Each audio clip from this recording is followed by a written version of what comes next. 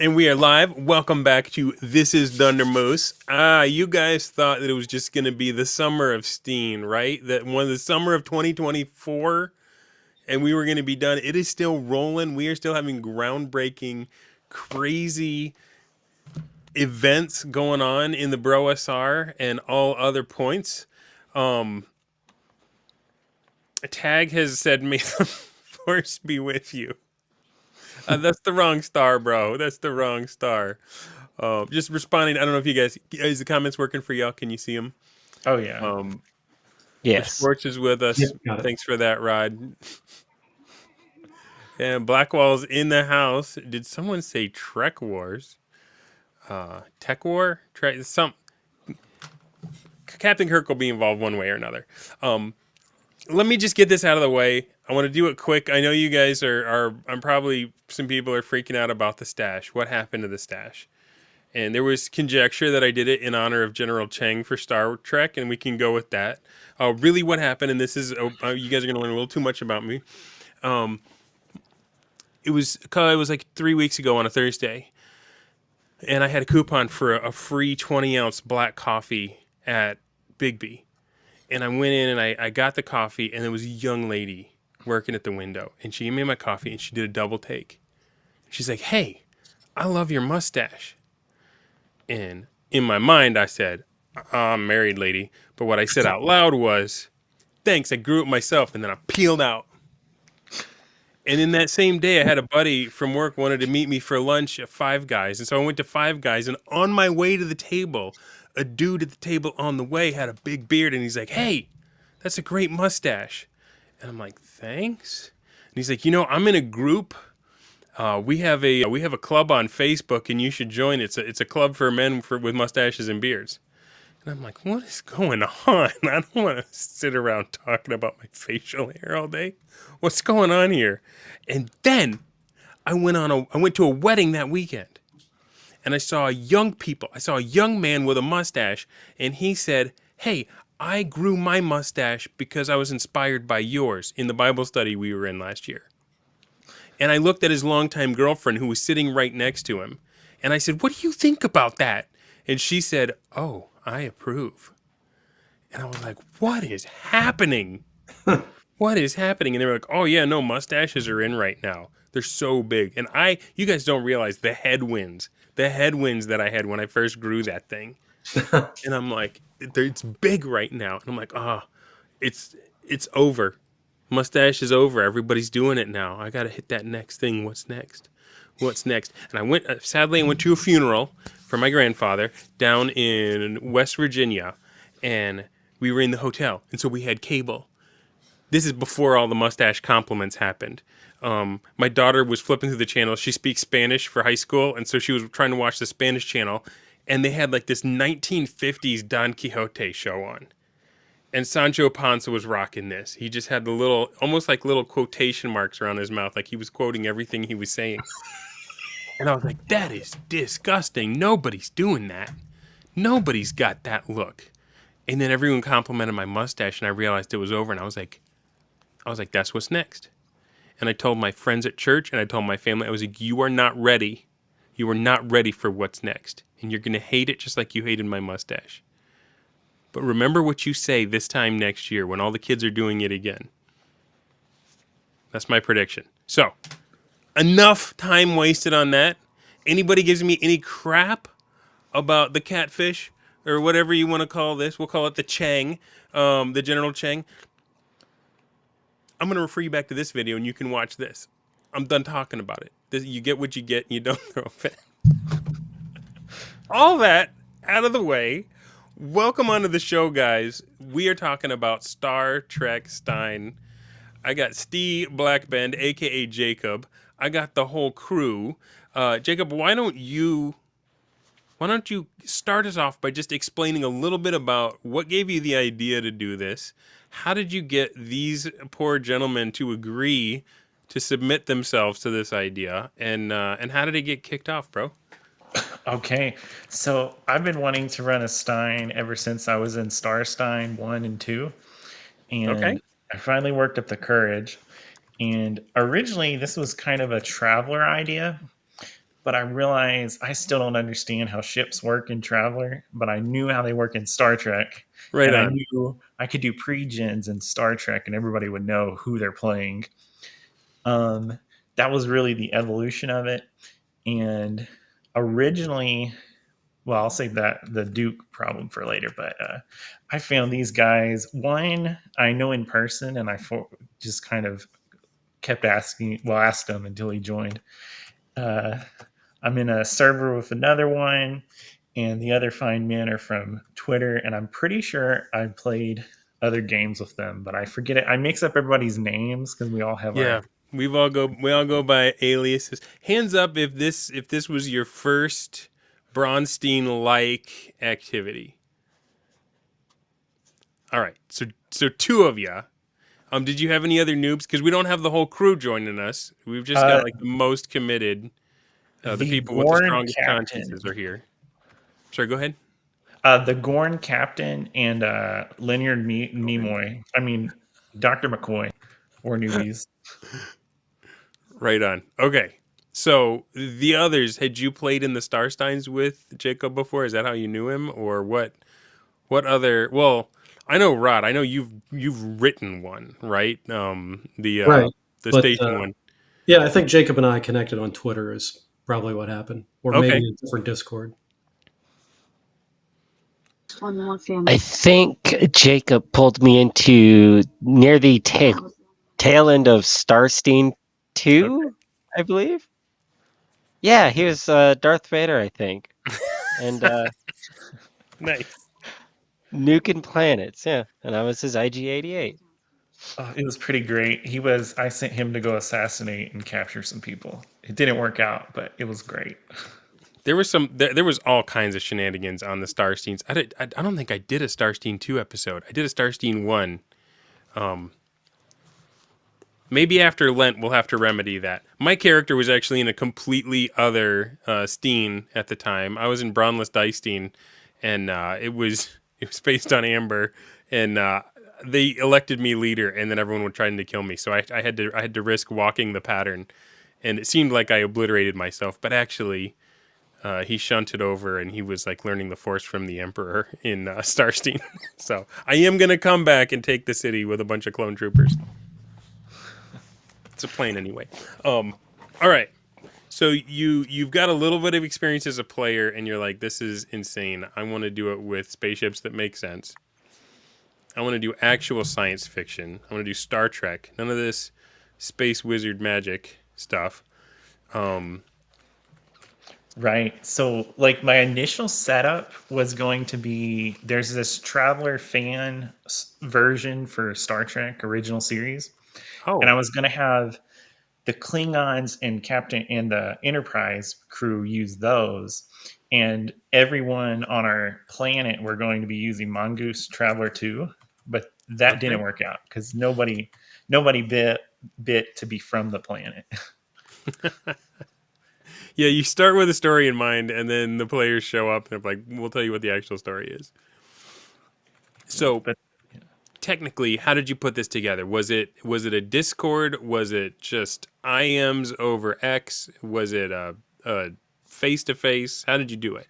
oh yeah, so it was a Discord created just for this, and the base thing was everybody had their private channel that they'd give me their characters' actions, and along with group channels, like all the Klingons had one, Okay, all the Klingon High Command. Federation, yeah, and and then we'd have sub channels for like when these three people met at this spot, or they were having a duel here or something. Okay, cool. And so it was around the holiday time. You kicked it off. You begged. You invited. You twisted arms. You got your crew. And look at the first. You sent me a list of some of the things that happened. And the first thing that I see on here is Kirk's 1964 Dodge Charger. So why don't we have Kirk speak up, introduce yourself to the audience, and tell them what you knew about this going into it, and like what your opening goal was.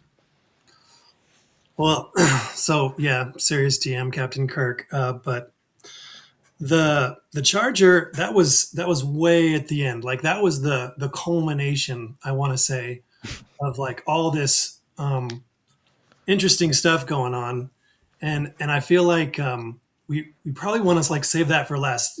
Like you other guys speak up and let me know what you think. But Okay, we don't have to talk about the Charger right now. But when you came in, did you get to pick Kirk, or was that assigned to you? no, I picked Kirk. He All was right. just open, and I Yeah, was you're like, like, why? Can't believe no yeah, one's why chosen not? Kirk yet. Yeah.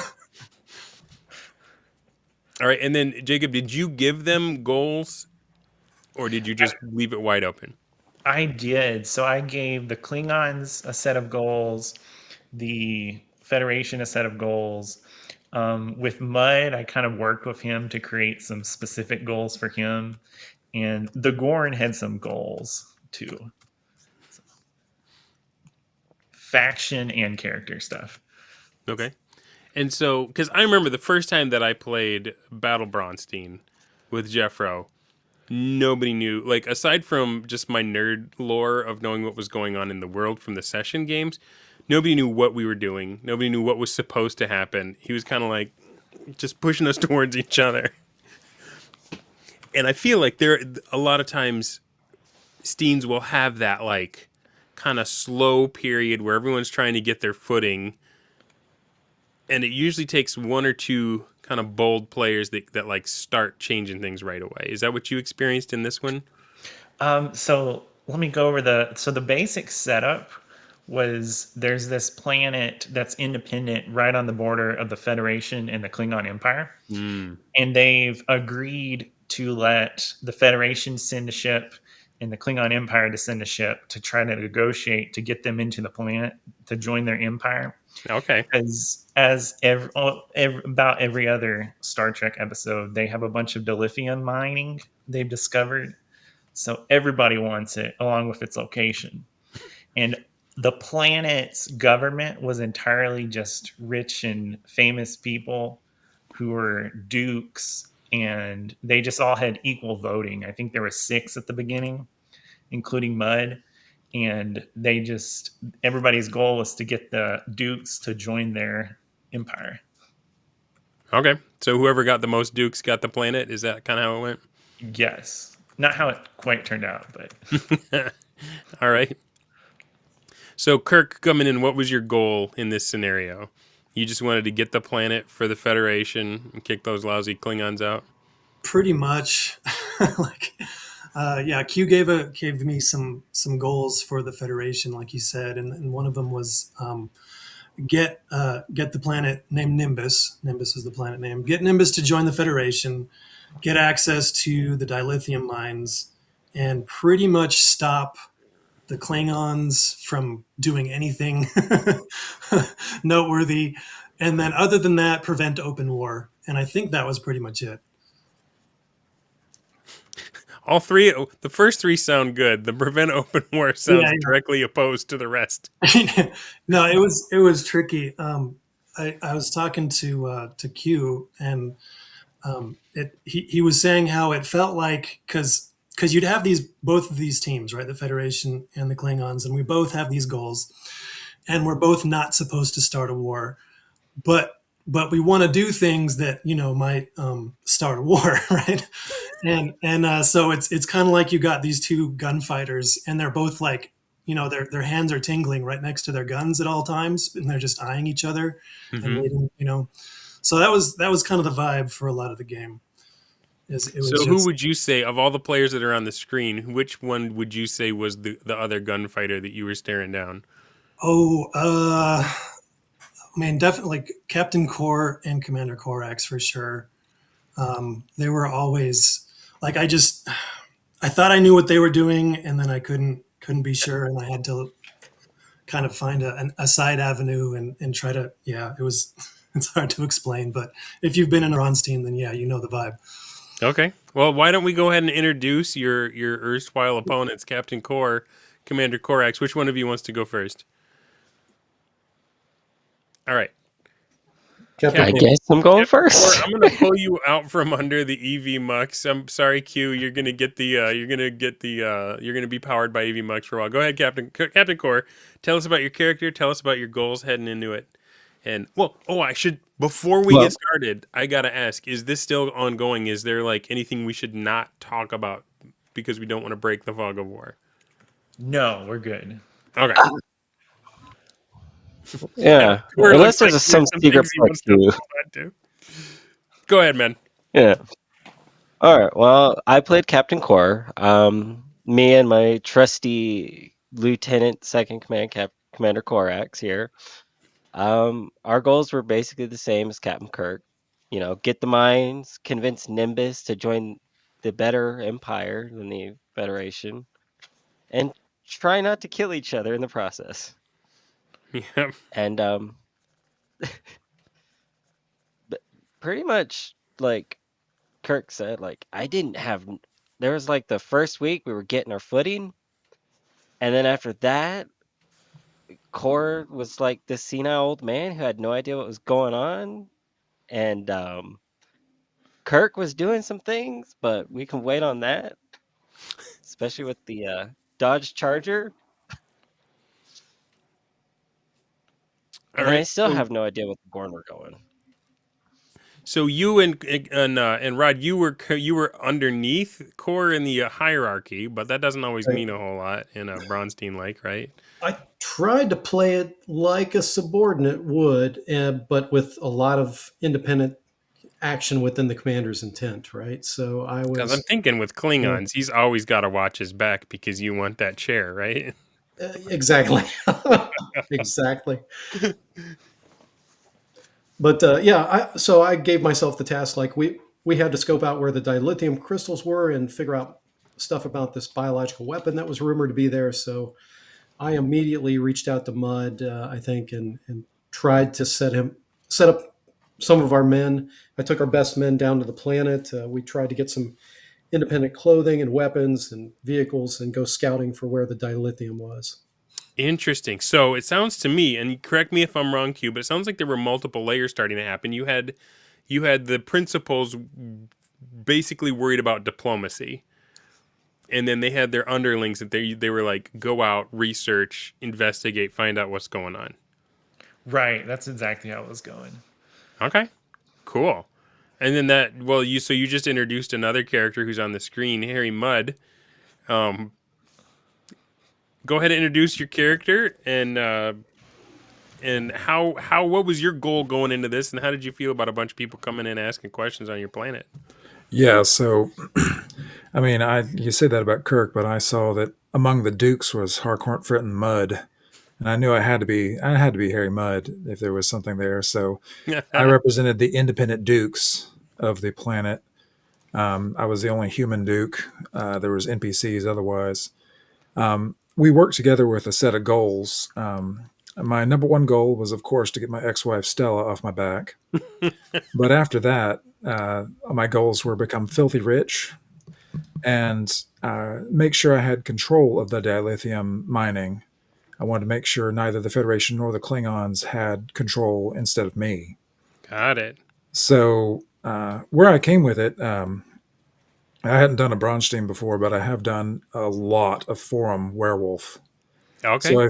So I used that as my basic jumping off point. And what I learned first in Werewolf is that role playing is really, really good for kind of obscuring motives, and Yeah. it really helps. It really helps for obscuring goals, trying to get other people to back and forth. It helps spark a little interest back and forth too, which Kirk, Core, and Korax all leapt into as well. But I started off playing Harry Mudd as Harry Mudd would want to be played, and just trying to make my friends with everybody. Right And on. Kirk told me he didn't know if I was ever being sincere, and I told him I was 100% sincere with everything I ever said, With including what was everybody. contradictory. Like my goals in all cases was to to just get as much trade and as much wealth as I could to become influential. Mm-hmm. I was not given control of a dukedom that had any kind of military forces. I mean, I had security and that sort of thing, but mostly I was there as an influencer, and I had money and I Okay. had trade contacts. And so my basic goal was to become the guy they go to. That was my Okay. plan from the beginning. And so I was wanting to get, who I didn't really care who won, which made it a fun. That made it a fun part of the whole thing. I didn't Yeah, care who won. I just wanted to be in a good position, whatever the outcome was. So I got to be the chaos agent in that, that's which interesting because didn't work great that's for me. But well, I was gonna say you really put yourself in the middle. That's a dangerous spot to be. I I mean, you're really figured, banking on that. We're trying not to have war here. yep, What an interesting goal. I don't care which way the planet goes. I want to keep control because both sides want that dilithium.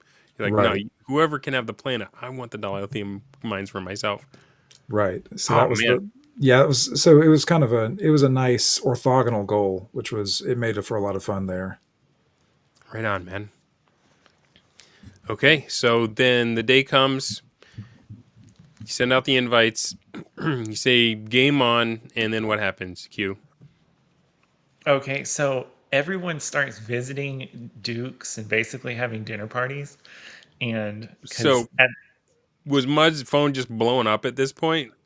so Mud actually joined like a little ways into it. So Okay, NPC Mud's phone was blowing up. so that was you getting burned out. Okay, got it. Yeah, because You're like, originally what I have I had all the done? What have I started?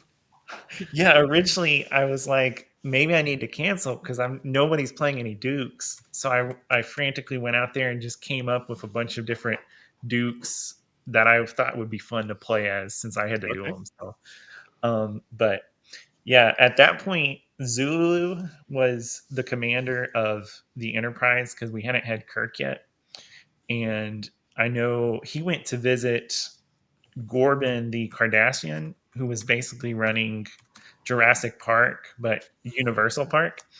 And he Okay. went on a tour of that. Actually, no, it was I think it was Core or Korax that actually took the actual tour and didn't die, but he got to see all the descriptions and stuff. And Did you get the Zoo souvenir cup that looks like a dinosaur foot or something?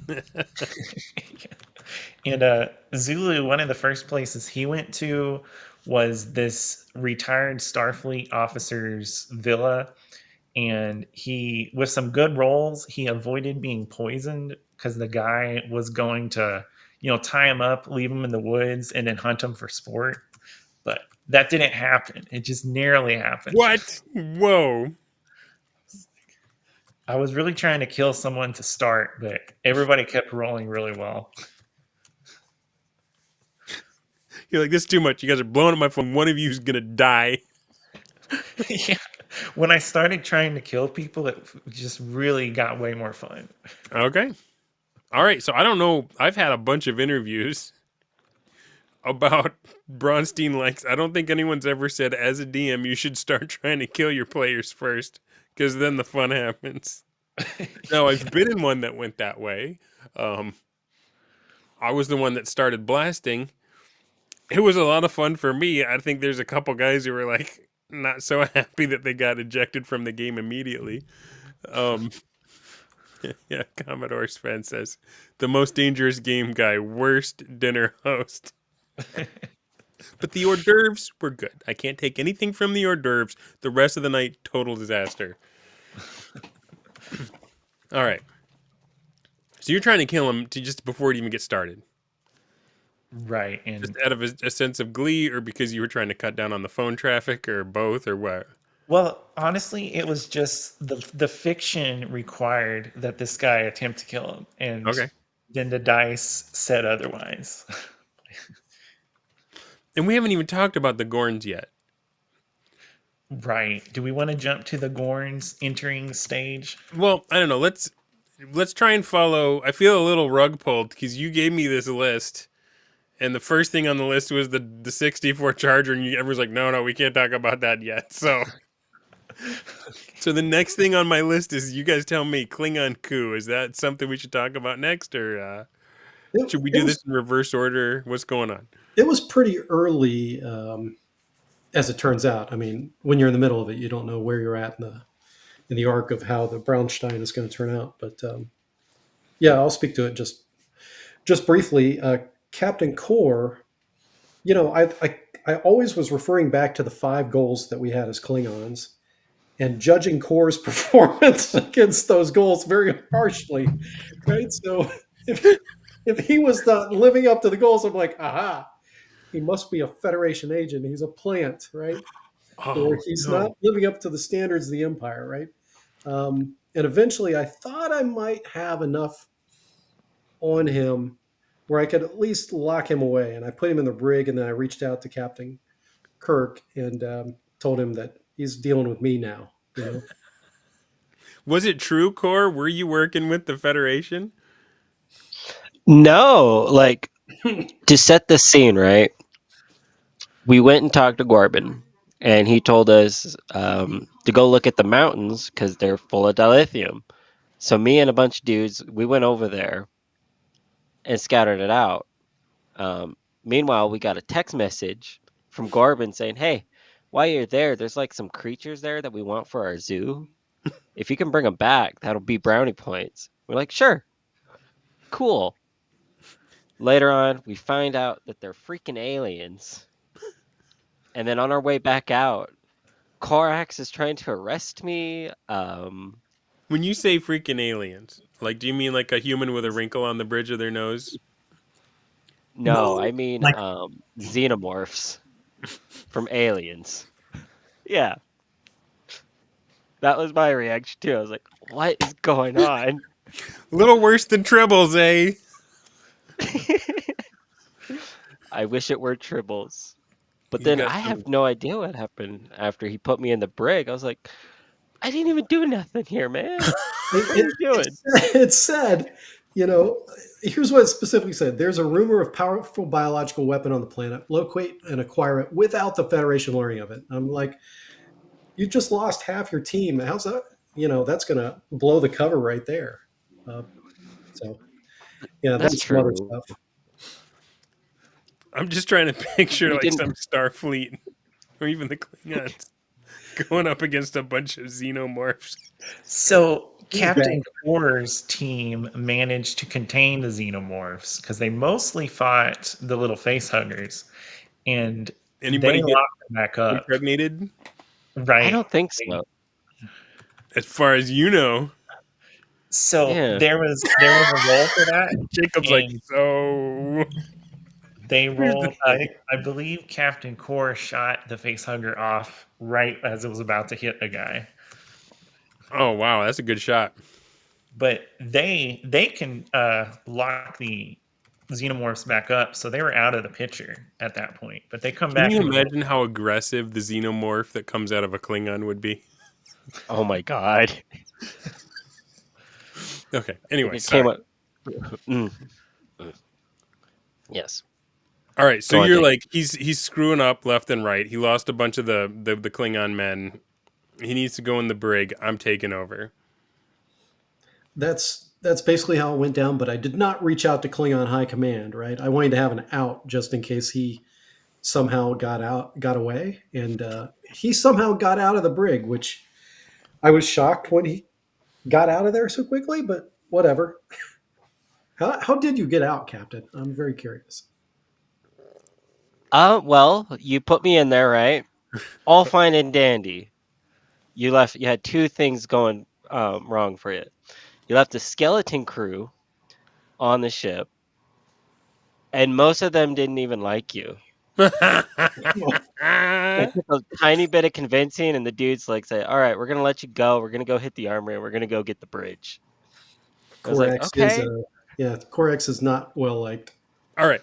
So for those, let's just catch the audience up. For those watching this that haven't been in a Bronstein like event before, it sounds like you guys are just saying, "Well, I did this and then I did that."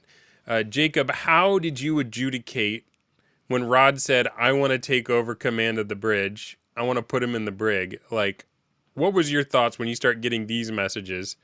And Oh like, how well, much did you make them deal with each other and solve it on their own versus how much you had to take a hand in solving it?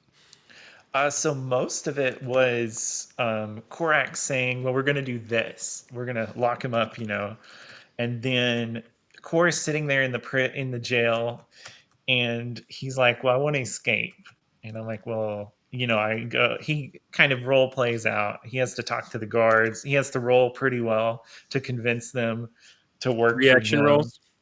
Yeah, right. Does Traveler have a reaction roll table? I wasn't using that. I was just doing like his leadership role and then comparing it with like Okay, with some modifiers, and then typically if you get 8, you were good to go. got it. Okay. So he managed to convince them, and in the end of that, well, yeah, because they're privately messaging out, and then I create this channel on the Discord called The Bridge, and because Core is with his guys, right, standing right outside of the bridge, and Commander Korax is on the bridge, like frantically doing all these commands to do stuff and completely unaware. And then I'm like, okay, this someone's gonna die here. And Core burst open the door, and then Korax just turns around and is like, "Oh, you're here. That's great." I gave him a full status report. Like, here you go, Captain. Captain on the deck. It was all a ruse to fool the people on Nimbus that, For some reason, it was just all a ruse. Don't Did you throw more buy dirt on the that? Klingons. I bought it for maybe 20 minutes, and then I was thinking, all right, I need to Because figure that's out the how to thing get in a rid of Korak. Bronstein, like you don't know what's going on, and you're like, okay, I'm just gonna react to what's happening in front of me and try to sort this out. Exactly. And I do have one thing. It happened just after um we went down. There was a bunch of miners being attacked, Okay. and Core beamed down to go protect the miners with a bunch of group because we're like, there's a bunch of beasts attacking these defenseless miners. What are we gonna do? And I was like, so there's either the creatures that we accidentally let out of the cave, or it's some wild animals. We thought it was wild animals. And then the Gorn showed up out of nowhere trying to blast everything. And I was like, okay, why not? Let's just go with the Gorn. And just as they were beaming out, Core jumped into the beamer, grabbing one of the Gorn dudes. And then after that, when I came back, is when he locked me up in the brig. And I was like, what is Korax doing here? What is his play? And then you get out, you come to the bridge, and he just acts like nothing happened. All right, so Rod, explain that. Were you just like, oh crap? Plan. Yeah, I was. I'm like, okay, I'm going to get vaporized here. But I was like, well, Oh, good to see plan, you.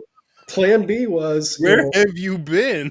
here is all, yeah, here's all the great stuff that's happened while you're gone. We captured an alien. He's in a Still shuttlecraft. trying to get the good Yeah, performance review. exactly. Yeah, I probably got dinged a little bit for performance that There was raid that here. But, yeah, there was that mutiny. it was that mutiny. Yeah, but we went back to My working gun. together. So I just assumed that, he didn't vaporize me. So I've got to trust this guy from this point on. All right, so Well, 20 minutes go by, and Core's like, wait a minute. yeah, and I had my rifle set to stun because instead of killing them, I'm just gonna take them back to the high command and let Mhm. them deal with them. Get the famous Klingon Amish shunning there, arms crossed, turn the back. Well, Exactly. well, I could But have then vaporized you when you appeared in the transporter rooms. So, That's true. I put you in the brig. that's true. That's true. Yeah. But then, and I'm looking at Q over here. Get a message that Khan's doing something on the planet. I'm like, what in the world's going on? Was Khan one First, of I the was thrown in the dukes, brig. or is okay? And nobody took Khan. I thought I that was the Duke everyone would want, but I was very suspicious of Khan. I was thinking I didn't even know he was a duke exactly. I thought it was just some guy named Khan until he walked in and was just sitting there with his guards, and it was pure on Khan. And you I was could like, smell the okay, rich something. Corinthian leather. right. So Yes. they went and hosted a televised debate that all the Dukes came to, which is where Khan came and showed up, and it was hosted by a Vulcan named Sealock on Logic Dictates with Sealock, the best-selling show. Logic dictates. And That was pretty wild because our Klingons and Captain Kirk, they were. I would copy their debate messages, and it was longer than the Discord message limit, Mm, and it was like novel passages. It was wild. wow. So people were getting into it. Um. So, Mud, did you know about the xenomorphs that were running muck on your planet, or was that just something that didn't involve you? Yeah, about that. You notice he said that the Klingons successfully made sure they didn't get released. Um, well, you know how we said there's the most dangerous game guy. I figured that was a Duke that I couldn't really work with. Hmm. But I'd heard rumors that, just a little close to the mines. I wanted to be near these dilithium deposits, so I wanted those cleared out. And I heard there was a monster there. So I convinced that wonderful hunter that the best hunt of his life was going to be at the mines where there was this horrible alien thing. And so he should go. I was going to support his expedition. I funded his expedition. I helped him because I figured either I get rid of the alien that's in the mines and I can go mine there, or I get rid of the Duke that is a potential problem. And Nothing but upside for Harry Mudd. there was nothing but upside. Nothing could possibly go wrong. And then things went wrong. I knew this was going to happen. I didn't know it was going to take so long to start happening. Crafty Matt, welcome to the chat, bro. What the hell is up with the Stash Dunder friction? Mm-hmm. I had a runny nose. For those that are curious, just back up to the beginning. I do a whole apology explanation, and then you can listen on double speed until you're back to the current. I'm not going to address it again.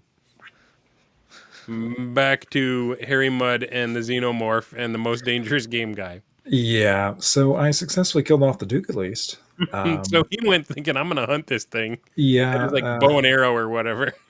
I don't know quite what the resolution was there because I didn't have views on that. But then I started hearing panic screams. My miners were getting killed. I might have unleashed an infestation upon the entire planet.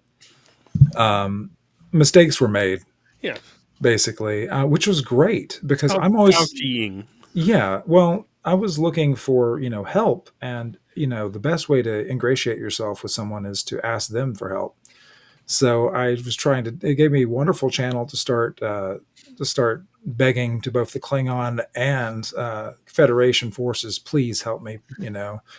I managed to start sounding panicked and out of control, and I wanted to make sure that Kirk personally risked himself ideally because he seemed to be super effective. He seemed like the kind who'd want to go save some innocent miners. Wait, so Kirk, you didn't deal with the aliens at all? Not at first. I did, but it was after. They weren't described as buxom, so Kirk was not interested. Yeah, it was odd. So, so I didn't have to deal with the aliens until I think after everything kind of blew up, and then yeah, I went down and I don't know, cleaned up some straggler aliens and rescued some people and took one of them. One of them was actually somebody back in the chat said something about there were no infected victims, right? That anybody knew of, but we actually got one. I got one and took it back to the Enterprise and was able to You save brought it on board? I did. You learned nothing from Ellen Ripley. He stole it from us. We had that. We had that infected person. See, if the alien had attacked in Star Trek, wouldn't like just beaming the person up have like not included the alien in the pattern? Well, no, I think it includes everything that's part of that's So it inside. scans it and uses that scan. Right. I thought like one time they like used someone that got lost in transit. They used the pattern to bring him back. So technically, you could bring back one that didn't have. You could isolate the alien code out of the matrix. Okay, never mind. I'm sorry. See how I go? See, this is the kind of stuff that happens in these games too, people. Like, If it sounds like we're talking about an absolute acid trip fever dream, it's because that's what a Bronstein like is like. All right, go ahead, Kirk. You were talking about how you brought an infected person on board the Yeah, Enterprise. yeah. So the Q reassured me. He told me that I think the medical capabilities of the Federation were light years beyond what they could do in the Aliens movies. So that helped me feel a lot better. Because otherwise, I probably would not have. No, no. What it was is we got on board, like we got two survivors on board, and then found out that one of them was infected. And Okay. so I was all about like, well, let's space this dude or put him in the incinerator because I'm not, trying to. I've seen the movies, man. I've Yeah, seen, yeah. you know, We don't need any heroes right now. exactly. We need to take But care of then, some but then, business. yeah, he told me that I could in fact save him, so I did. Well, that was a different point than what I was thinking of. You snatched one of our catches off the shuttle. No, that was a different moment, which Yeah, was yeah. fun, but that was later. All right. So we haven't even got to the third item on my list here, which is Mudd's weapons dealing.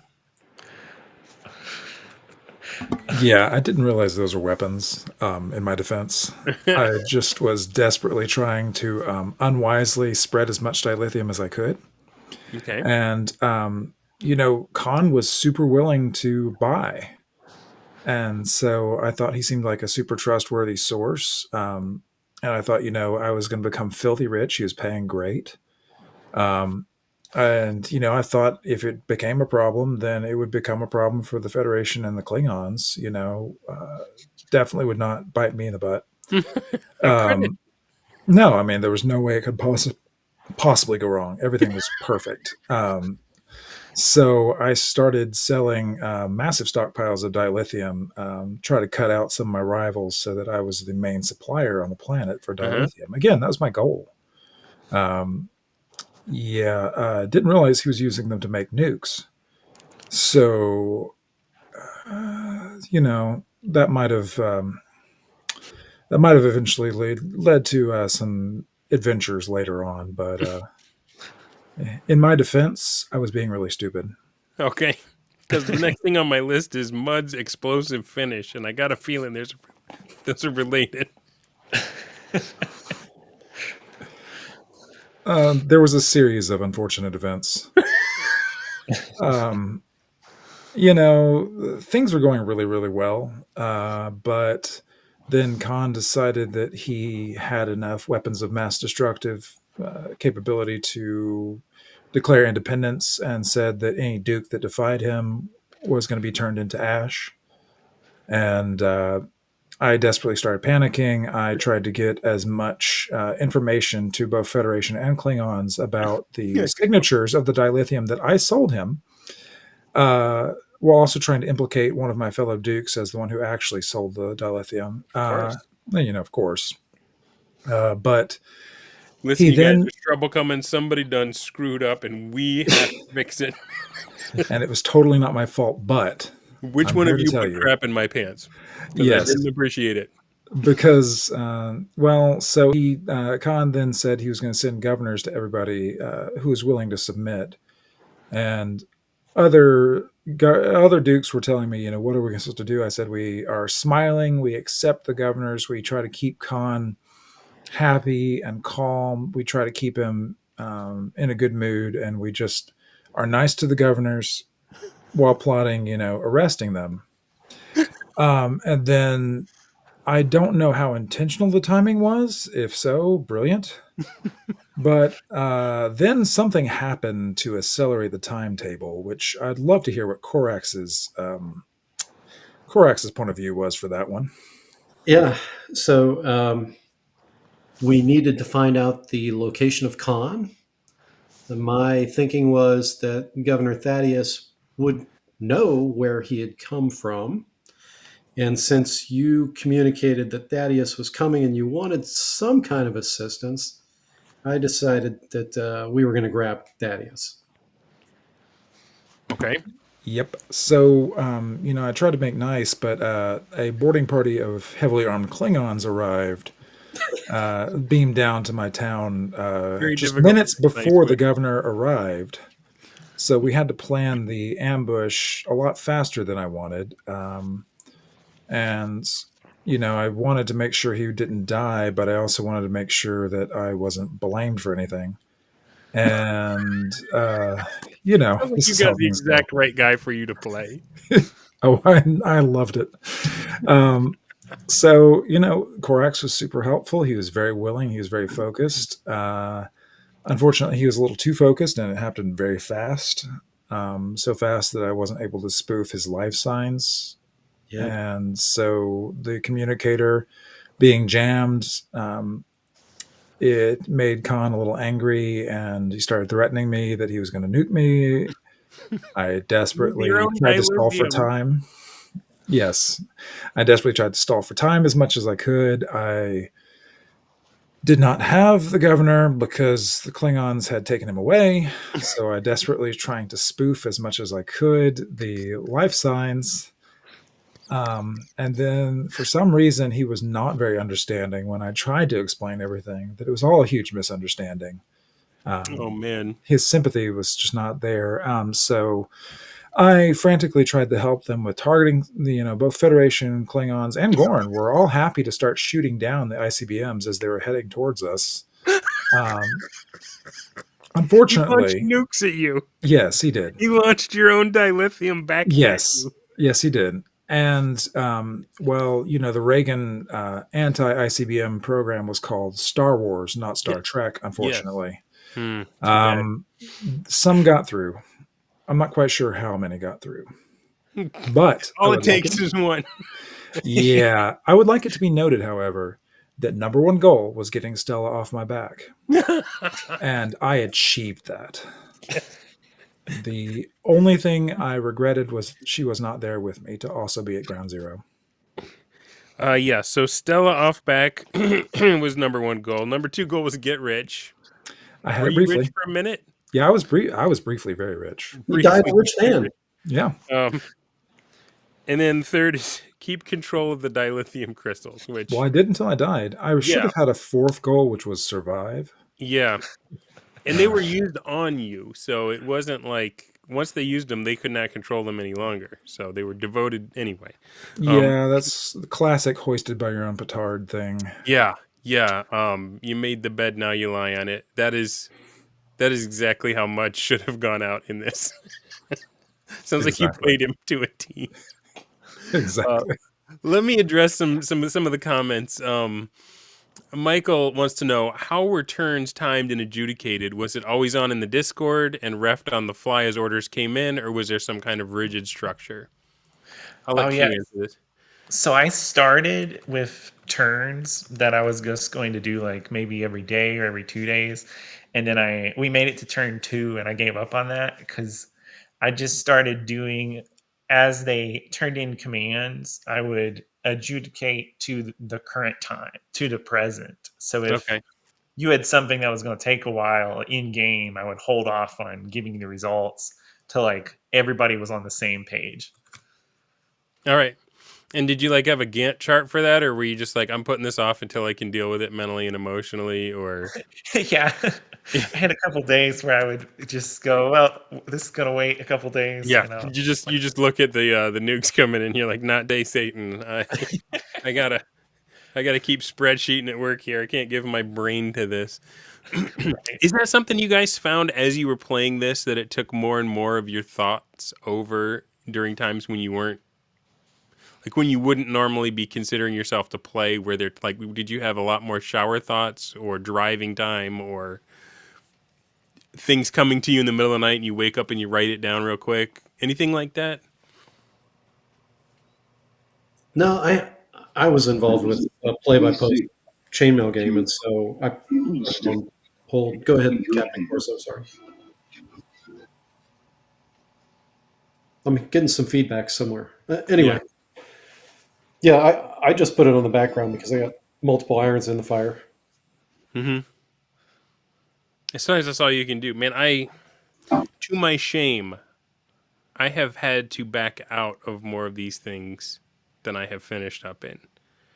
Now, part of it is just me being a mud in real life. Like I get the FOMO, and I'm like, yeah, I want to join, I want to play, and then like everything else comes crashing down, and dinner is tense because you're looking at the family, and you're like, I'd love to finish eating with you guys, but those nukes, you know what I'm saying? So there's for me, there's been times where it's like across the line, and yeah, so um, I don't know where I was going with that, other than just calling myself out for being a jerk, I guess.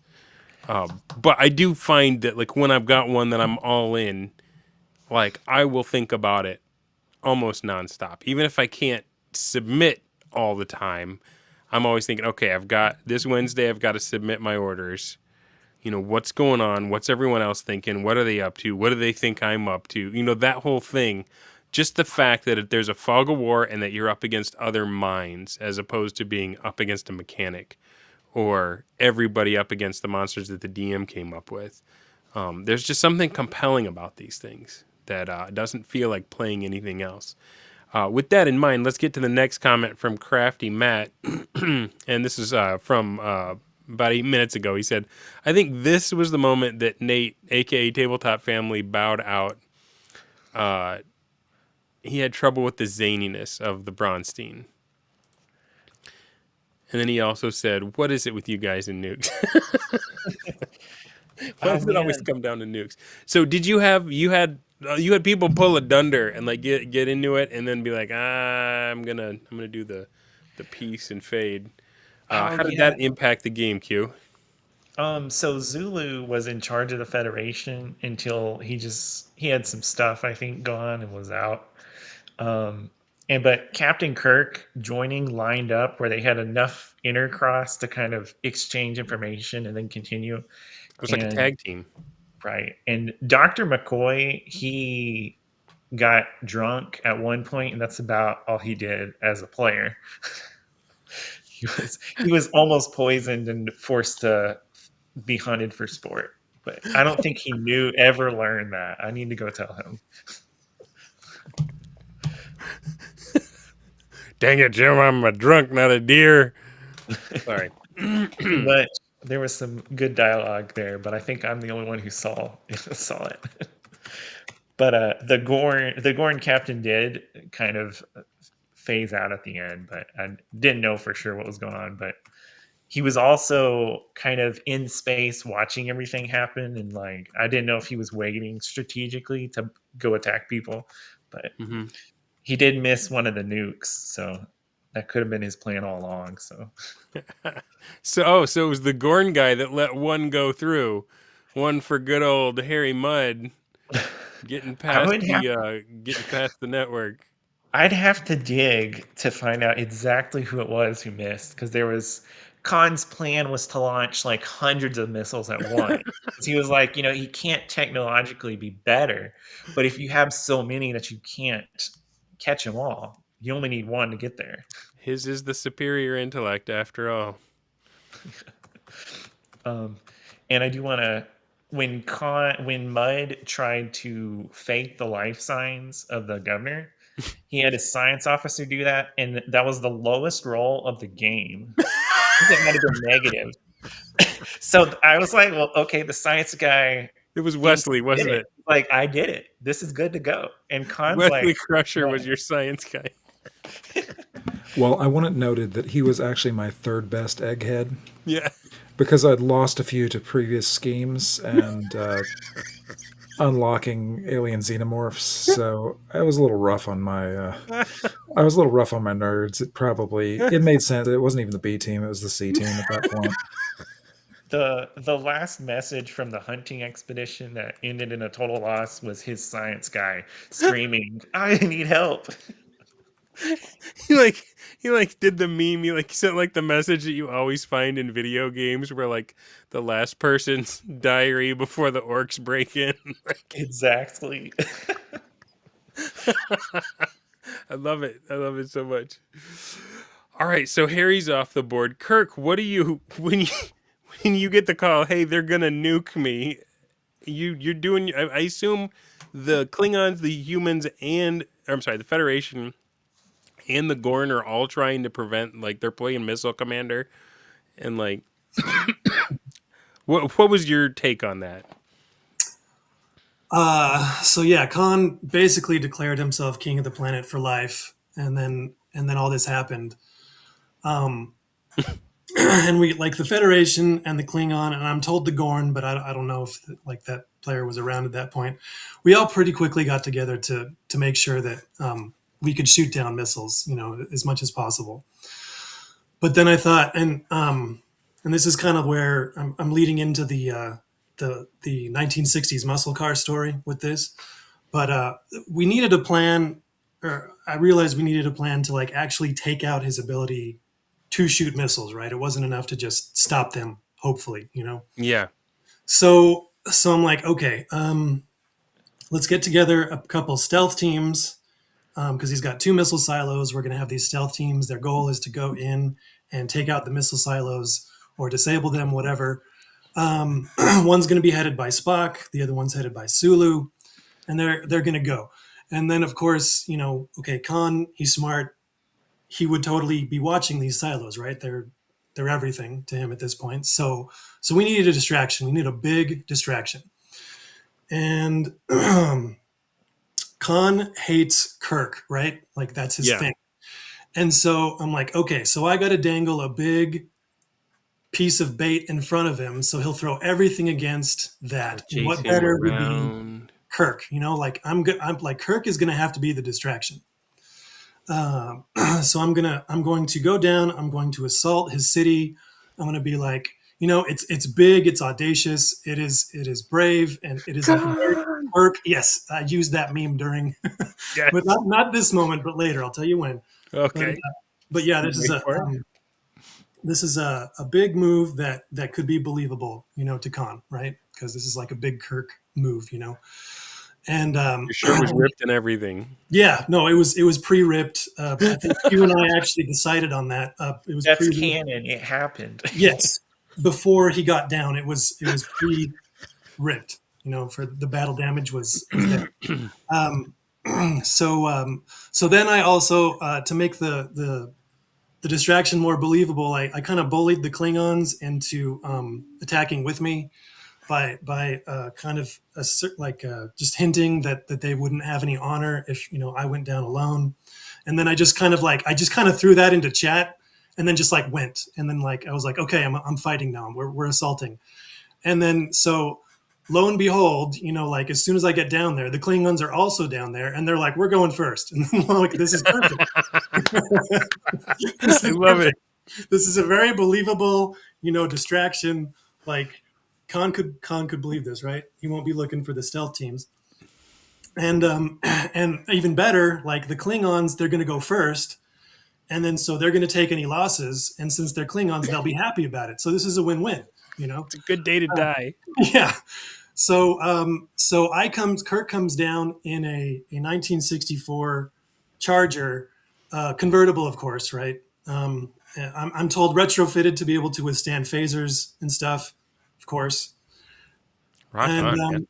and also blasting Thunderstruck by AC/DC. So From there the was- Enterprise. From the yeah, Enterprise. no, it was- yeah, there we go. So we assault. We make our way towards Khan's palace, and then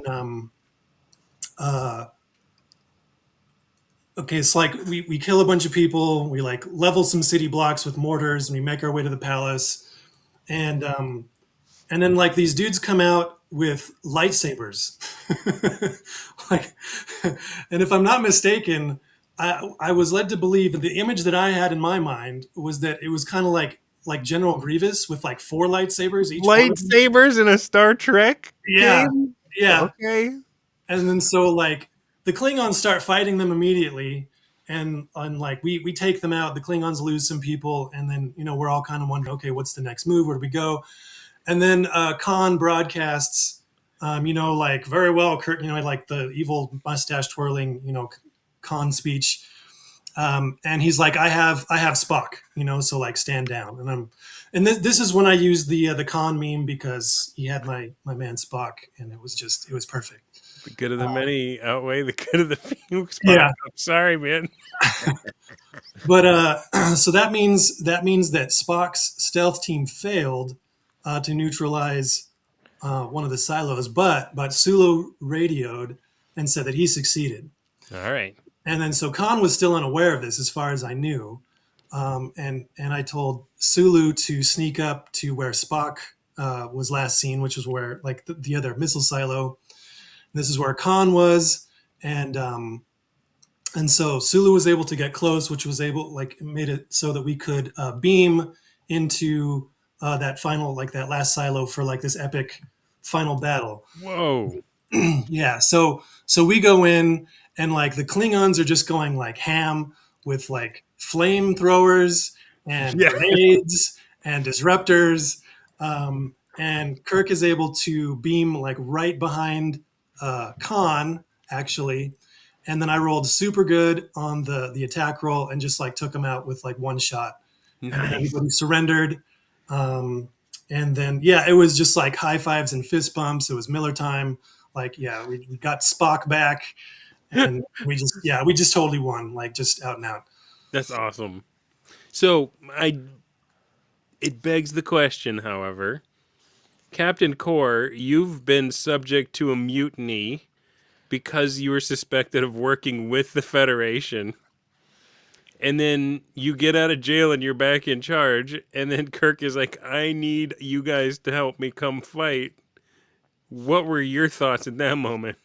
Were you like, they're going to throw me in the brig again? I can't say yes to this.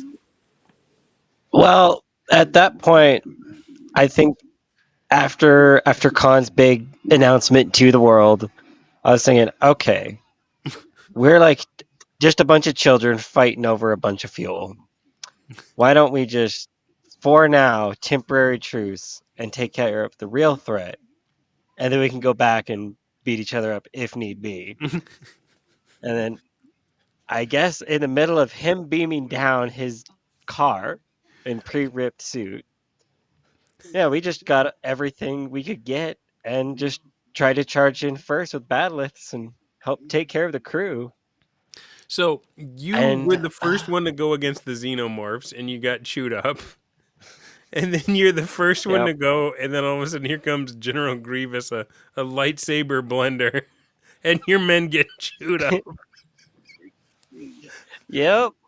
So Korax, But you know like what? at this moment, Man, are you sorry. thinking, what is this guy doing with us? Yeah, I think so. Corax was at location 2. I think Captain Core was at location 1 with that. Okay, so you equation. didn't see the lightsaber fight. No, we were just ready for our flamethrowers to go into action. Yeah. You were just all out of bubble gum. Where And you know landed. what? And you know what? Corax, you got a very nice present for actually not going full on with the mutiny, and we both got lightsabers in the end. Oh, hey.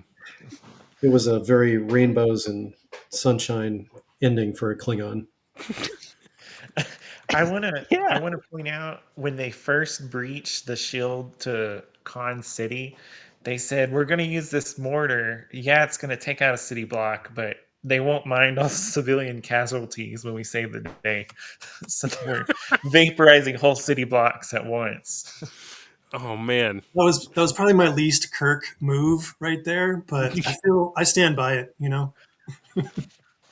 We do have another question in the chat. DM Blackwall, welcome to the chat, bro. I've actually gamed with him in person. He says, as far as the StarTrekStein goes, are there plans for a part 2?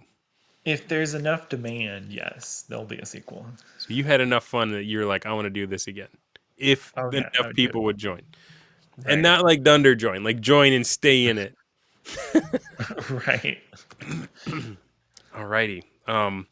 So let me see. I'm trying to tick off the things you told me about. So we mentioned the surprise Gorn. We haven't really gone into it in detail. Okay, let me. Are we past that? Should we go somewhere else now, or That is past that, but let me give you the story of the Gorn because that was Okay. pretty cool. So, when they had the big debate, I was like, what would the Jerry Springer of Vulcans do to make this wild is invite the Gorn captain who from the episode Arena, the one that Captain Kirk fought to Yeah, the on the not death. planet. So he invited him to show up. And I was gonna have him be an NPC, but I posted on X. I was like, anybody want to play this? And then I got someone to do it, and his only objectives were mostly killing Kirk, and there was something else, but killing Kirk. But he played it a bit more like an actual developed character who was not just a homicidal maniac. So suddenly the Gorn kind of became a potential faction to join for Nimbus to join, but Okay. didn't work out. I mean, okay. So cities got attacked. Whole neighborhoods got vaporized. Did Nimbus join anyone, or were they like, get you insane people out of our quadrant? So We have nothing but woe since you showed up. We've got new xenomorph life forms attacking. You are nuking places. Our dukes are dying off. so the Nimbus multiple dukes had warned people. They said, we'll join you if you'll go take care of Khan. But nobody did anything with Khan. They just ignored him, except for Mud, who every time I would ask a question, he'd be like, yes, I will do what is the absolute best option for Khan every time. And I was like, this is not going to work out well for him. But You just but set Khan up to just nuke you from orbit. But also, Korax and Kirk were sending out press releases, spinning the news like of the xenomorphs that they were Federation, they were Klingon, and that was going back and forth throughout Okay. the whole time. So, like, were those rumors being believed, or did you guys not know what to think? What was going on with that? So those were to the people, Oh, like okay. the general populace, and that honestly was the tipping point that Nimbus, as our big finale, did join the Federation. Oh, okay. Because But the xenomorphs. They did. So, where did the xenomorphs come from? they were from a secret lab in the mountains, and nobody actually figured out where they came from. If they were, and I don't know if I should tell, since nobody figured it out, but everybody thought they knew where it came from. Well, let's go around and see where I you would guys. say keep it a secret. Well, you don't have to answer it, Jacob. But like, I wanna poll the audience or poll the panel here. Who did you guys? What did you think was the source of the aliens? We'll start with Mud. I figured they were actually probably something native to the planet. I figured somebody had monkeyed around with something, probably one of my fellow dukes, that had caused the problem. So I did not trust any of those jokers, but I didn't quite, since I never got direct firsthand experience, I never got a good look at them, so I never saw exactly what they were. The one time I was close to an attack, I got a advanced warning, and I was sure to find an excuse and leave, while certain people like Kirk were still playing poker at a given area. But I found an excuse because I was losing intentionally and left as soon as I could, just to see, because I want to be ahead of an approaching horde of aliens. Right on. Very smart. All right, Captain Core, you're next. What did you think was the source of the aliens?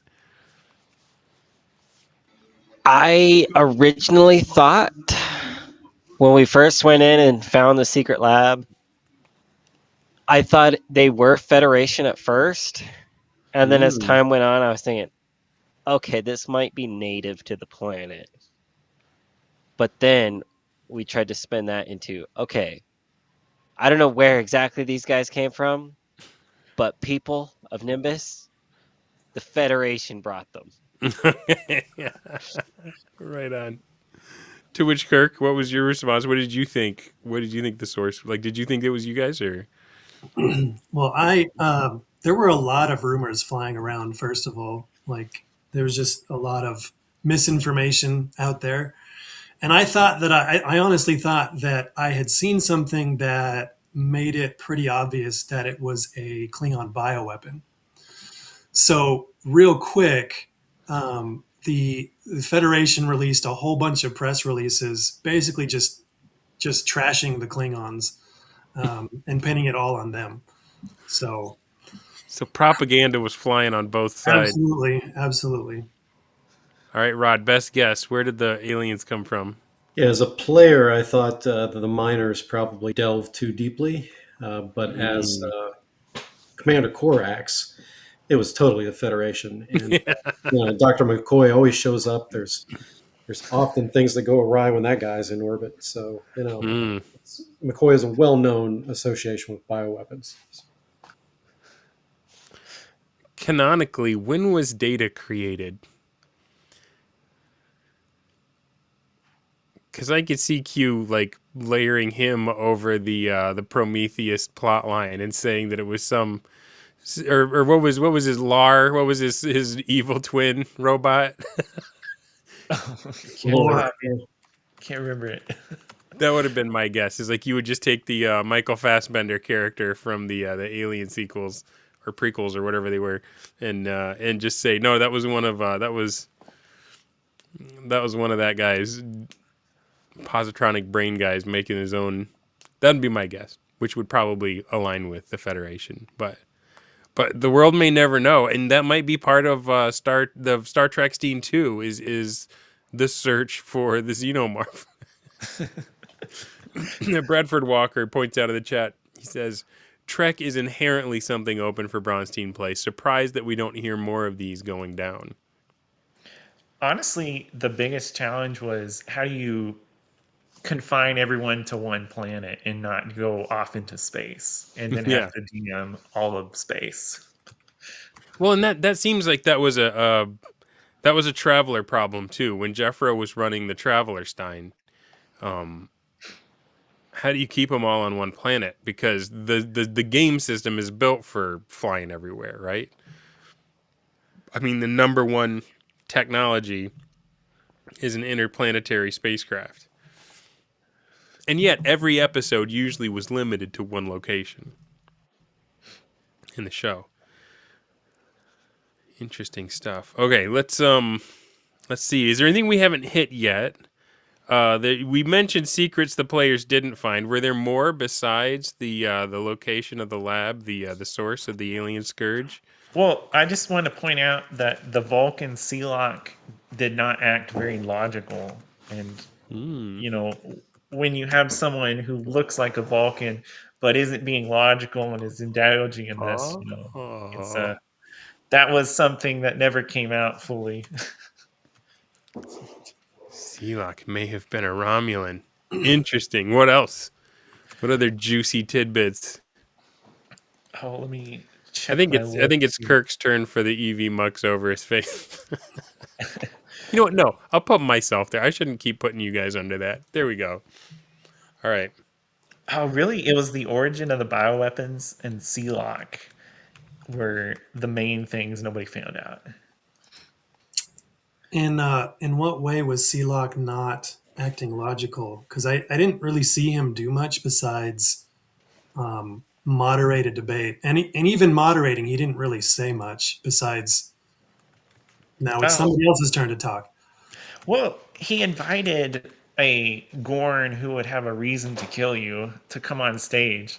So that was the first thing, because it was originally he was gonna be act kind of like a UFC fighter and challenge you to a duel right then, wrestling match, but it didn't go quite as planned. But Um, and his headlines were kind of like sensational, where that was my thing. But I also was like, maybe they can't tell because they're just giving me some grace that I'm a bad, not a great Vulcan. So I felt the Klingon propaganda department really let me down as a commander. So we talked about the lightsabers in Khan's guard. Kirk beam stealing the Klingons' alien embryo. Tell me about that. Oh, yeah. So somebody mentioned a while ago that that the Klingons had a shuttle with them in tow behind their ship that had not only an alien, but an infected victim, right? That they were just gonna let go to term, I suppose. Um, Let go to term. yeah, medical terminology. Yeah. So that's obviously not good. And then they were doing that for scare quotes research purposes, and so clearly this is something that Kirk cannot just let pass, because he's a good guy. So um, and I had the tech, like we talked about. I had the tech to save the infected person. Um, Not to mention, this would be another great way to hammer the Klingons from a PR perspective. If I could get a victim to go on TV with a shirt saying like the Klingons kidnapped me and infected me with an alien embryo, and all I got was this crappy T-shirt or whatever. Um, so I needed them to bring their shields down first in order for me to beam steal the victim, and so before so I didn't know if the Klingons had any idea what I was doing at this time, but I just told them we needed to share research on the alien bioweapon and that they should send some of their people to my ship so we could all use the lab that I set up, on the Enterprise for that purpose. And they were like, okay. And so like I just messaged the DM and I'm like, I got him, I got it. That's it. Like they took down their shields. It's over. And I don't even know if the Klingons realized what happened or when I'd love to know the Klingon side of that.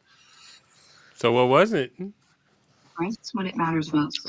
Well, I mean, Korax, he was the one that brought them on the shuttle and everything. And then by the time I got back up to the bridge, all of this was going on, and we got the message from Kirk, and I was like, you know what?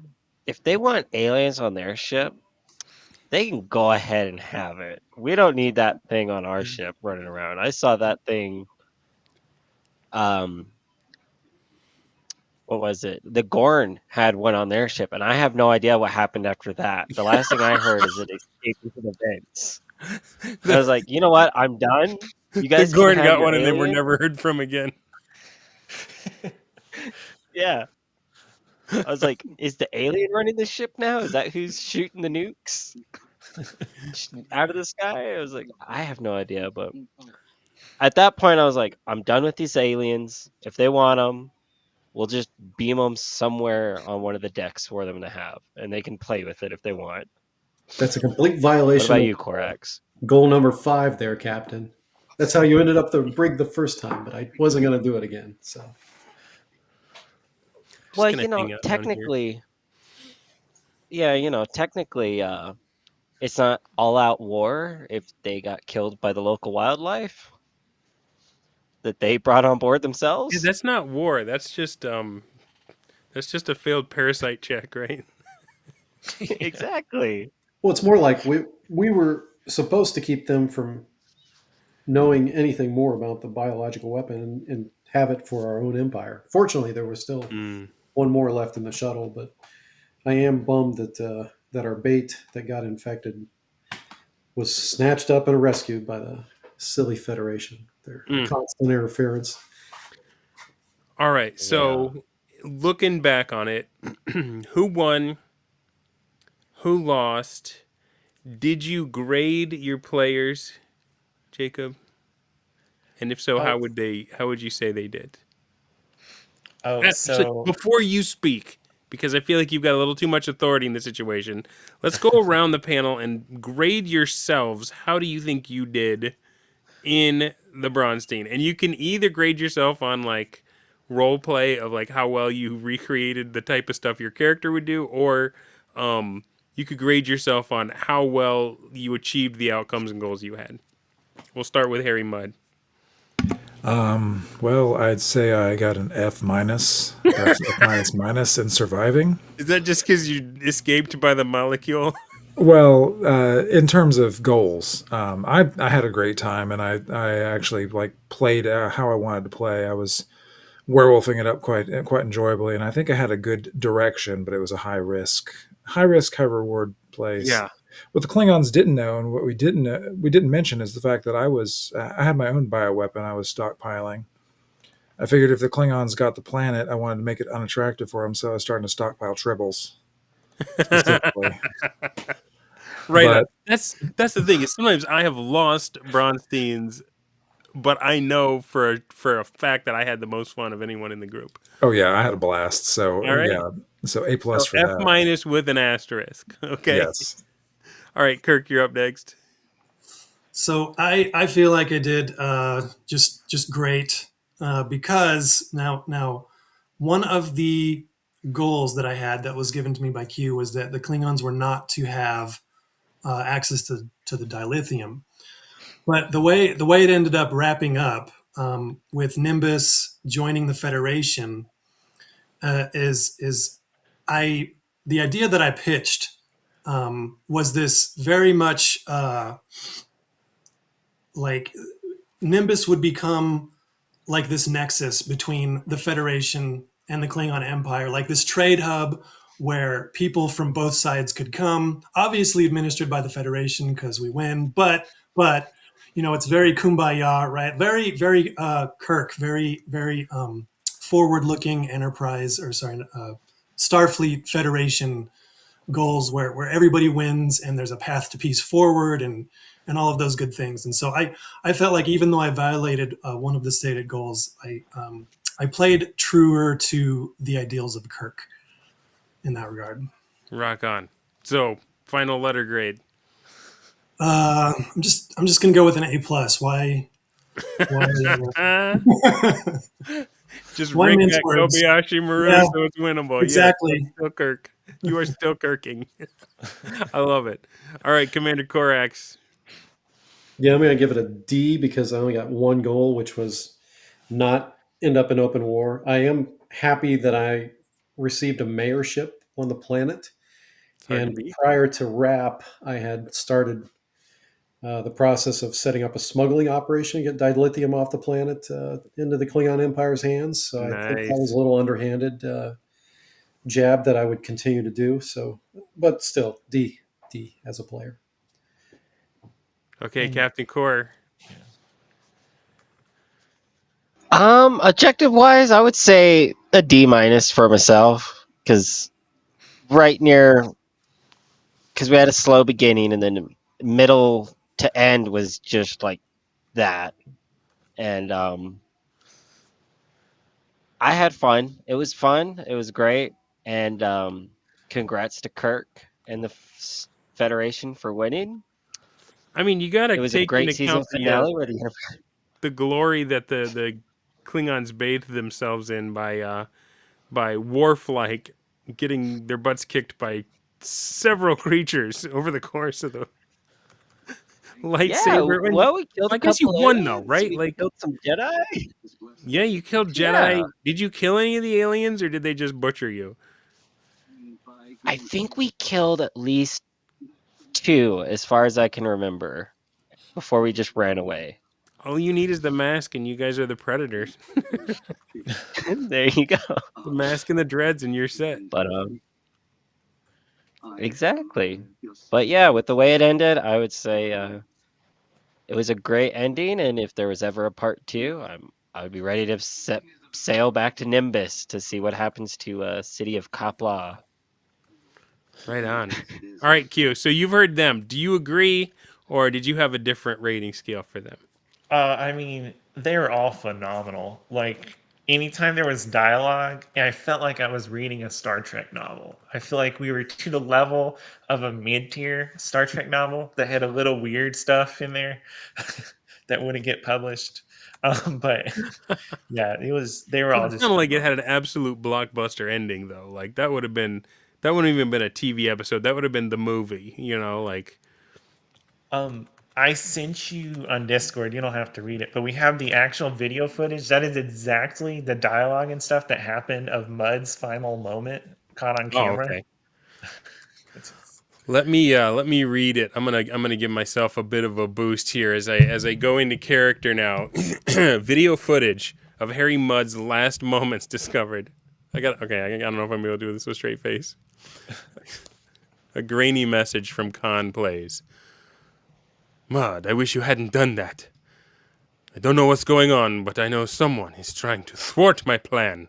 If there's a decoy broadcasting, to be or not to be, for you it is no longer a question. Farewell. Panicked Personal in Mud's private control room frantically shout updates. Captain, incoming warheads! Gorn, Federation, and Klingon ships are all firing on the warheads. What do we do? Mud, help them with their targeting data. Transmitting. They've missed a warhead. Alarms blare. Some of Mud's personnel vanish in transporter beams. Sorry. Harry Mudd takes a final look at the screen as the missile approaches, then quietly says, I can't. I wish Stella was here with me. The footage ends. Oh my gosh. Oh my goodness. That is some high art right there. I wish Stella was here. Whew. Alrighty. Let me catch up with the chat. Bradford says, I can't get away from seeing now gone actor John Colicos when I look at Dunder. He was an OG Klingon. Also the OG Baltar in the original Battlestar Galactica. And then we have an offer here. DM Blackwall says, are these gentlemen interested in a Horde Wars Braunstein? Because I would love to bring them onto our Gilded server. And I don't know if you guys have played Horde Wars or not. It is an absolute blast. I drove up and was able to play in person with the creators. Blackwall being there, and I put some pictures of it up on X. It was a lot of fun and stuff. So if you guys are looking to get more of this Braunsteiny goodness, follow it's DM_Blackwall on Twitter, and anybody watching, I'm sure he'd be excited to have y'all as well. So reach out to him and say, let's get one of these Braunstein likes going on, man. I am gonna pull myself back over there. I realize that is heinous, having to dodge the EV Mux ball. I mean, at least the StreamYard goose just kind of sits there. You know what I mean? Anyhow, where were we? Q, so your letter rating for all of them was A+, is what it sounded like. Yes, they were Okay. all phenomenal. It was hard to declare a loser with how great everybody was playing. So you were just getting these messages and just cracking up, probably. Oh yeah, every plot twist, I was just verbally going, "I can't believe this is happening! Like this is wild." Is this the first one of these you've ever run? Yes. So you had played in a couple. This is your first time being the DM. How would you describe the difference to people who've only done one or the other? So playing, I had that experience of where I think about it all through the day, and that's kind of the fun, was having this side, like, alternate reality going on and worrying, Yeah. if I take too long in the shower, is Darth Vader gonna force choke me again? The answer is Right. yes. But as player, it was just really cool to see everybody doing this. It was like watching a bunch of nuclear subs circle each other without knowing where each other was. And a few times with Khan and with the aliens, I started thinking, well, if I was the player here, what would Khan be doing? And that's when Khan started trying to kill people. So Right on. So tell me about the Q persona. Like, was that just your way to interact with all of them? You got an omnipotent being that can jump into the presence of each. well, just it made sense that if I messed up Continuum or anything, I could just claim it was Q. It was in character to have a few retcons or issues going on. Gotcha. Perfect. All right. Well, I think we hit everything on the list. Is there anything that you guys wanted to, or any mysteries, any questions you had that you were like, okay, as a player, I had no idea what was going on. Now is your chance. Jacob's on camera. He has to dish. What lasting questions did you have? I wondered, so with the Gorn popping into the debate unannounced, today, was there anything that we missed there? Because so I gave them a hard time, like Kirk gave them a hard time because they didn't really say what they wanted. They just kind of popped up and said, were watching you, and then I said, I mean, because this debate is between the Klingons and the Federation. We're talking about Nimbus as a trade partner essentially, and then all of a sudden the Gorn come, and then Kirk is like, "What are you here for? What are your intentions for the planet?" And then, the Gorn kind of shut up at that point, which looks super sus, right? Like, I felt like they were just kind of one-shotted from a PR perspective from that moment. So I wonder, like, was there anything more to that? Like, did the Gorn player do anything, or? So the Gorn player is the one who had Captain Core in his clutches because Captain Core escaped from the alien battle, xenomorphs, to his ship along with an alien, and he did a lot of like I guess a lot of stuff with me and like interacting, kind of figuring out what he wanted to do. And I guess the thing there was the Klingons and the Federation have that Cold War because they can't go to war because there's those ultra aliens from an episode of the series that will demobilize their fleets, but that didn't apply with the Gorn. So every time y'all are almost about to shoot each other, it was definitely about to happen, and there wouldn't y'all could have started firing at that point. It would have Right been on. glorious. All right. Well, thanks, guys. I also want to point out there's people that weren't able to make the show tonight. There's other stories that went on. Sometimes I feel like the event isn't complete until you've gotten back together with everybody and hashed out all the stuff and like the realizations, because the fog of war is so pervasive that like even the DM doesn't know everything that happened or that's going on. So if you haven't had a chance, I encourage you. You've never seen someone come on my show and be like, "Yeah, I tried. It wasn't that fun." Right? It's always mind blowing. And if you have to bow out, it's usually because either real life stuff's happening or it gets too much or whatever. We have had people kind of flame out and rage out, and that also is an indicator of how passionate people get about these games and how fun it is. Bradford Walker says, "I did put this out on my blog. Hope that brought and brings people in." Right on. And Bradford's run one of these too. Let's just go around the room. Last thoughts, and then we will let people get to bed or dinner or whatever they got going on with the rest of their evening. We'll start off with Captain Kirk, top left, and go around clockwise. Any last thoughts, words, Just recommendations? this was awesome. I think everybody just made it great. All the players, Q. Thanks for putting in the work, and yeah, I'd recommend this to anybody. Right on, Mr. Gibson. Yeah, I just same thing. Q did a great job running the whole thing. It was a blast, and compliments to Kirk, Corax, and Core. They were all they're the ones. You guys are the ones I interacted with the most, and every one of you guys was a notably formidable and worrying opponent slash possible friend. Usually at the both times. So I really enjoyed that. You were friends with all of them. You were friends with none. All right, let's go to Captain Core next. Yeah, it was a blast. I would recommend this to anybody who has any inkling or wanted to try a Bronstein in general.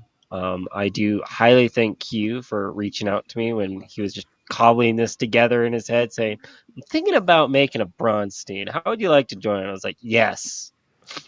And I thank everybody here. It was great seeing everybody and interacting with everybody. It was just sum it up. It was a blast, and I hope we get to do it again soon. Right on. All right, Jacob. Oh, it was just a blast. Like the players really made it what it was. And I do want to say the Mustang, it was a Mustang or Dodge Charger that Kirk had. The muscle That car. that got created because they were in a high stakes poker game at the casino, oblivious to the xenomorphs about to attack. And Kirk was like, in my DMs, was like, what would Kirk have to gamble? And we decided, obviously, he would have a muscle car. Heck yeah.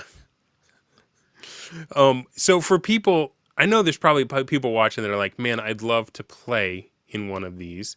For the ones that are thinking about, well, I don't know anyone who would run one. It would have to be me. What would be your advice to someone for if they've never done this? Maybe they've DM'd a role-playing game before. What would be your advice to them to set up and run one of these? To set up and run. So I've chosen the play by post on Discord because it gives you time to react to stuff. Hmm. And I would say if you can play with one, I mean, follow me on X or find me, and I'm willing to run something. That's the easiest way to know, but you really just got to do it. That's what they told me, and I didn't believe them for a long time. And if you really just got to do it, and just if something doesn't work, just remove it and try. Don't be afraid to alter how you're doing it. Rock on. All right, and all of you, please put your Twitter handles or your websites or whatever you want people to follow you on. Put those in the chat right now.